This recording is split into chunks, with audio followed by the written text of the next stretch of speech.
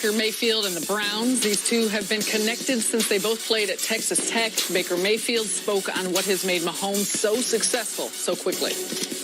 He just has that presence about him that you want to be around. You gravitate towards that, and so it's fun to see him grow. Yeah, I mean, Baker's an awesome dude. I mean, he's a great leader. He has a ton of passion, and I mean, his talent's through the roof. I mean, he's going to keep getting better every single week, and I mean, he's already had a lot of success, and I mean, the sky's the limit for him. You and Patrick have kind of crossed paths all across the line. You guys are now playing in the NFL. Does this feel like it could be the start of a quarterback rivalry like Brady Manning or something of that level? Well, I would absolutely not say that it's going to be Brady Manning right now, but that's humbling to be in that conversation, you know. But we'll see. You know, if he keeps playing that way, there's no reason why it wouldn't be on his side of things, and now I just got to pick up my side and play better.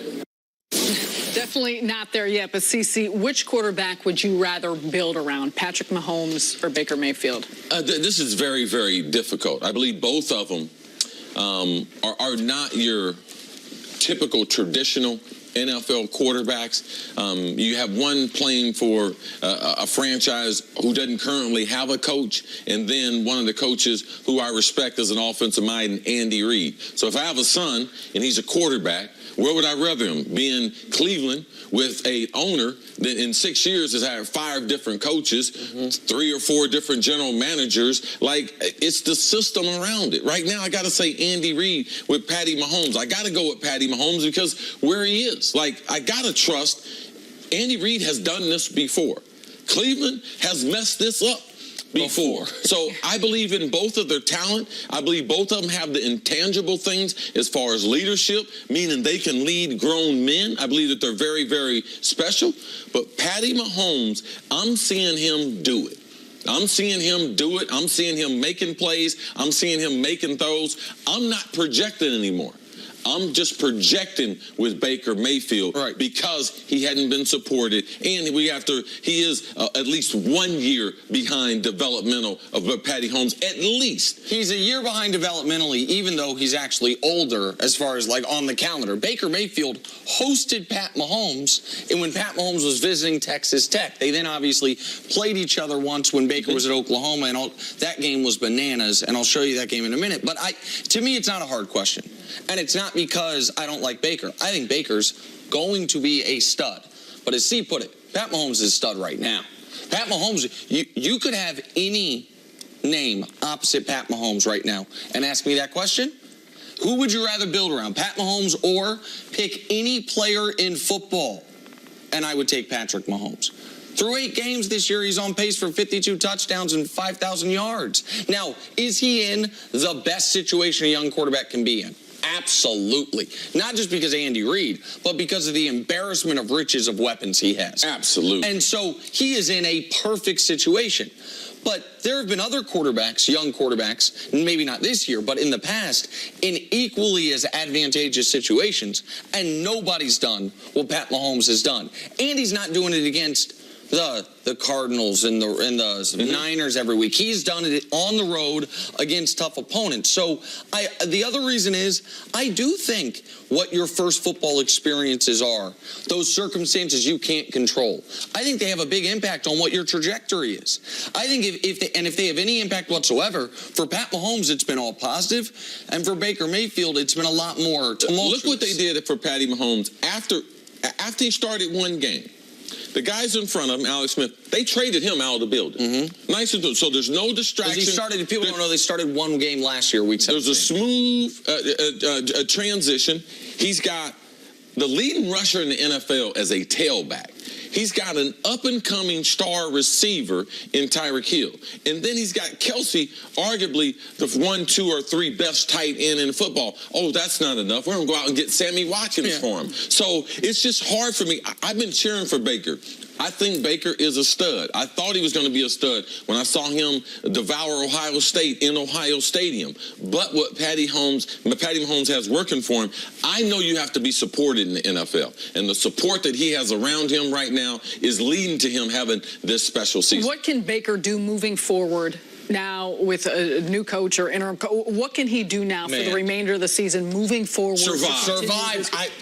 You took the word, you plucked it from my brain. Exactly. The rest of the year for Baker, it's about surviving. So everyone is not cut out, Sarah, to play in the NFL. And right now, you start to see these young quarterbacks, they have not faced the type of adversity that they're facing. Baker Mayfield, after 8 weeks, we said, man, they've won 2 more games they've won the last 2 years. Coach gets fired. Offense coordinator gets fired. He comes to work is like, you know something? This is not the smooth transition from Bob Stoops to Lincoln Riley. Like, this is real life. There's real consequences, and the pressure on him is monumental. Patty Mahomes went through the offseason, smooth transition. He started the season fresh. He didn't get hit.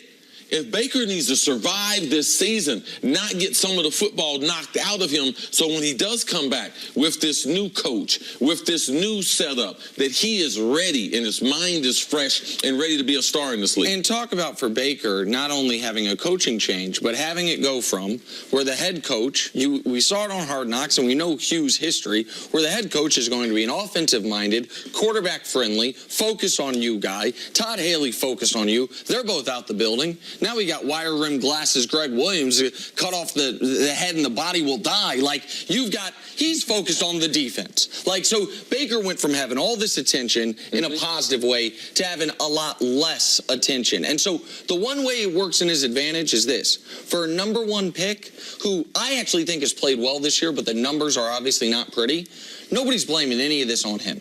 Right. Like, usually number 1 picks are under a lot of scrutiny. Jared Goff was his rookie year. Mitch Trubisky even as the number 2 pick. Like, nobody's saying Baker's the problem with the Cleveland Browns. Now, I don't know what's going to happen in this game, but I just want to show America what happened the last time these 2 guys played, because it's one of the most bananas college football games ever.